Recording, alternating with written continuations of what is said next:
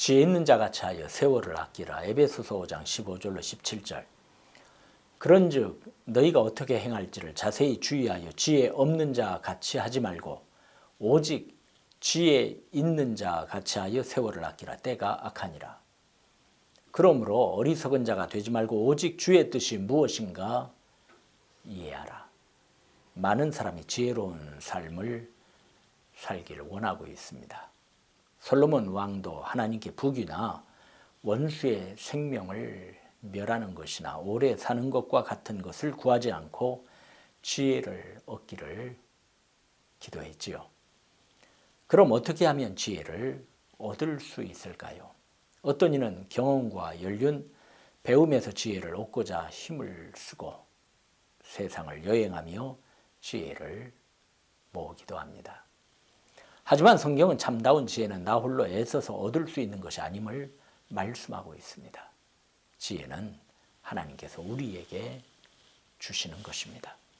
잠언 2장 6절로 8절에는 말씀합니다. 대저 여호와는 지혜를 주시며 지식과 명철을 그 입에서 내심이며 그는 정직한 자를 위하여 완전한 지혜를 예비하시며 행실이 온전한 자에게 방패가 되시나니 대저 그는 정의의 길을 보호하시며 그의 성도들의 길을 보전하려 하심이니라. 그러면 지혜의 말씀에 귀를 기울이십시오. 세월을 아끼라. 때가 악하니라. 하나님의 사람 모세는 시편 90편에 다음과 같은 기도를 올리고 있습니다. 주의 목전에는 천년이 지나간 어제 같으며 밤에 한순간 같을 뿐임이니이다. 우리의 모든 날이 주의 분노 중에 지나가며 우리의 평생이 순식간에 다하였나이다. 우리의 연수가 70이요 강건하면 80이라도 그 연수의 자랑은 수고와 슬픔뿐이요 신속히 가니 우리가 날아가나이다. 모세는 우리의 날이 신속히 가니 우리가 날아간다고 하였습니다. 숨 한번 들이쉬고 내쉬는 것보다 빨리 갔습니다. 모세의 기도의 절정은 무엇인가요? 우리에게 우리 날 계수함을 가르치사 지혜로운 마음을 얻게 하소서입니다. 날아가는 세월, 신속히 가는 세월을 손가락으로 헤어보는 하늘의 지혜가 필요합니다. 천년 만년 살 것 같기도 하고 남들이 늙고 병을 앓고 죽어가도 나는 예외이다라고 생각할 때도 있어요. 이것은 지혜가 아닙니다. 하나님 앞에 서는 날을 언제나 염두에 두고 오늘을 사는 것이 아름다운 인생의 걸음입니다. 그러므로 아모스 선지자는 이스라엘아 내 하나님 만나기를 준비하라 하시는 하나님의 메시지를 이스라엘에게 전하였던 것입니다. 우리는 나의 날 계수함을 가르치사 지혜로운 마음을 얻게 하소서라고 기도하기를 원합니다. 세월을 아끼시기 바랍니다. 여기에서 아끼라는 의미는 사들이라는 것이죠. 시간을 내가 되사지 아니하면 세월을 죽이고 있는 것과 마찬가지입니다. 헛되이 보내는 것이죠. 우리는 시간을 내 것으로 도로 찾아야 하는 것입니다. 그저 흘려 보내는 시간은 주님 앞에서 계산이 되지 않습니다. 어떤 사람은 젊어서 어떤 사람은 나이 많아 가는 것이지만 이것은 우리의 계산법이지 주님의 계산법이 아닙니다. 세월을 되사지 않고 내 것으로 도로 찾지 않으면 100년을 산다 한들 장수한 것이 아닙니다. 내 나이가 많다, 적다 하지 마세요. 갈렙을 보시기 바랍니다. 그가 85살에 자기의 나이 때문에 연약해지고 위축되고 할 일을 못했나요? 저 산지를 내게 주소서. 그는 세월을 그저 보낸 자가 아니라 하나님 앞에서 세월을 자기의 것으로 도로 찾아 산 사람입니다. 요나단은 아까운 나이에 죽었으나 그가 다른 사람보다 덜 살았나요? 아닙니다. 자기의 아버지는 사울은 다윗을 원수로 여겼습니다. 하지만 그는 하나님의 뜻을 알았기에 집안을 뛰어넘어 다윗을 도와주고 살려주고 그를 위하여 자신이 쓸 왕관을 스스로 벗어 던진 것이나 다름없었지요. 요나단은 하나님께서 자신에게 부여하신 시간을 하나님의 뜻을 이루는 데 사용하였고 하나님의 뜻을 위하여 썩어지는 미랄이 된 것입니다. 요나단은 세월을 가치 있게 자기의 것으로 도로 찾은 사람이었던 것입니다.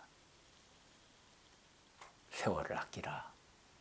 때가 악하니라고 하였습니다. 지금 이 시대가 악하다는 말은 심판이 가까웠다는 뜻입니다. 주님의 뜻대로 살 시간이 얼마 남지 않았다는 것 아닙니까? 그러니 아끼라는 말입니다. 그저 흘려보내는 시간은 주님 앞에서 계산이 되지 않습니다. 내게 주어진 시간을 하나님 앞에서 내가 되찾아야 계산이 되는 것입니다. 우리가 하나님으로부터 받은 시간은 목적을 향하여 치닫는 시간입니다. 시작이 있으면 끝이 있는 것입니다. 영원하신 하나님 시작과 끝을 주관하십니다. 요한계시록 22장 12절과 13절입니다. 보라 내가 속히 오리니 내가 줄 상이 내게 있어 각 사람에게 그가 행한 대로 갚아주리라. 나는 알파와 오메가요 처음과 마지막이요 시작과 마침이라. 그 하나님을 믿는 자라면 세월을 헛되이 보내지 않고 그 세월을 되사야 하는 것입니다.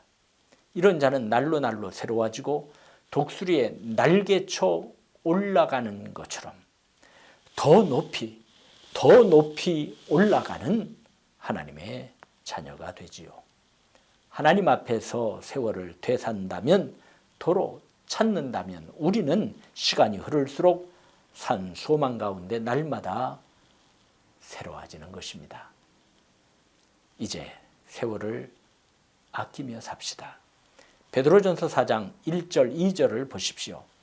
그리스도께서 이미 육체의 고난을 받으셨으니 너희도 같은 마음으로 갑옷을 삼으라. 이는 육체의 고난을 받은 자는 죄를 그쳤음이니 그 후로는 다시 사람의 정욕을 따르지 않고 하나님의 뜻을 따라 육체의 남은 때를 살게 하려 함이라.